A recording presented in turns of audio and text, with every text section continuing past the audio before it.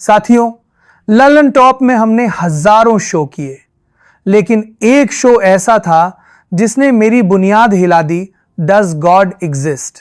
मुझे लगा कि इस मुल्क में जहां धर्म और आस्था पर इतनी बहस होती है, वहां क्यों ना एक संजीदा चर्चा की जाए। मैंने दो ऐसे विद्वानों को बुलाया जो एक ही धर्म से ताल्लुक रखते थे, जावेद अख्तर साहब और मुफ्ती शमाइल नदवी जी। मेरा मकसद साफ था, तर्क और आस्था के बीच की उस महीन लकीर को समझना। लेकिन मुझे क्या पता था कि भगवान की मौजूदगी पर बहस करना मुझे लल्लन टॉप की मौजूदगी से ही दूर कर देगा। शो तो हिट रहा, लोगों ने चर्चा भी की, लेकिन इसकी गूंज इंडिया टुडे के गलियारों में कुछ अलग तरह से सुनाई दी।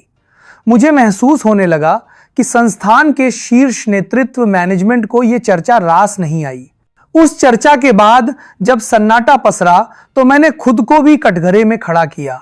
मुझे लगा कि शायद ये मेरी गलती हो सकती है, क्योंकि उस बहस के अखाड़े में मुझे दूसरे पक्ष को भी पूरी मजबूती से रखना चाहिए था। लेकिन साथियों, एहसास और समय की पटरी अक्सर मेल नहीं खाती। जब तक समझ आता कि संतुलन कहां बिगड़ा है, तब तक बहुत देर हो चुकी थी। कमान से तीर निकल चुका था और रिश्तों की डोर में गांठ पड़ चुकी थी। संवाद के दरवाजे धीरे धीरे बंद होने लगे। वो नजरें जो कभी सराहना से भरी होती थीं, उनमें एक अजीब सी खामोशी और दूरी आ गई। मेरे लिए पत्रकारिता सिर्फ एक नौकरी नहीं है, ये एक रिश्ता है।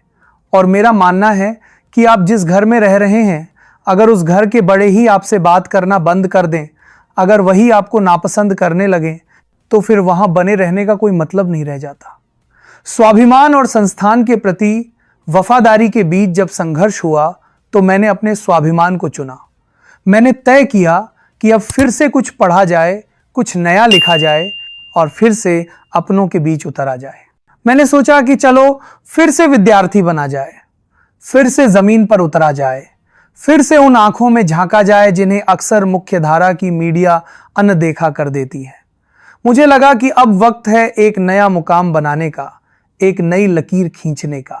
साथियों, आज मैं अकेला खड़ा हूं। मेरे पीछे वो बड़ा मीडिया हाउस नहीं है, वो चमकता हुआ बड़ा ब्रांड नहीं है। आज मेरे पास सिर्फ मेरी जुबान है, मेरी कलम है और आपकी मोहब्बत है। मैं आज आपसे एक बहुत ही निजी और भावुक अपील कर रहा हूं। इस वीडियो को आज आप इतना साझा करिए, इतना लाइक करिए कि ये हर उस शख्स तक पहुंचे जिसने कभी न कभी लल्लन टॉप को प्यार दिया है। लोग कह रहे हैं कि सौरभ का दौर खत्म हो गया, लेकिन मैं कहता हूं कि ये तो अभी आगाज है।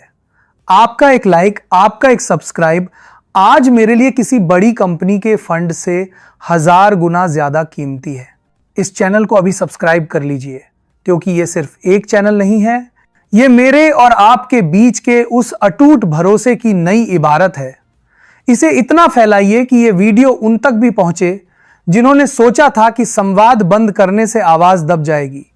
उन्हें पता चलना चाहिए कि नेटवर्क कंपनी से नहीं, लोगों के दिल से बनता है। साथियों, आज सिर्फ मैं नहीं बोलूंगा, आज मैं चाहता हूं कि आप भी बोलें। नीचे कमेंट बॉक्स सिर्फ एक जगह नहीं है, वो मेरे लिए आपका खत है। आप वहां लिखिए कि पिछले 10 सालों में हमारा कौन सा किस्सा और कौन सी रिपोर्ट आपके दिल के सबसे करीब रही। आपके शब्द ही मेरा हौसला बनेंगे। तो लिखिए अपनी यादें, अपनी शिकायतें और अपना प्यार। मैं खुद एक एक कमेंट पढ़ूंगा, क्योंकि आज मुझे आपके नेटवर्क की सबसे ज्यादा जरूरत है। जाने से पहले बस इतना ही कहूंगा, पत्रकारिता आएगी और जाएगी, लेकिन ये जो हमारी और आपकी मोहब्बत है, ये लल्लन टॉप बनी रहनी चाहिए। इस नई यात्रा में मेरा साथ दीजिए। मैं फिर आऊंगा नए किस्सों के साथ, नई ऊर्जा के साथ। अपना बहुत ख्याल रखिएगा। पढ़ते रहिए, देखते रहिए, क्योंकि जानना बहुत जरूरी है। नमस्ते, शुक्रिया, जय हिंद।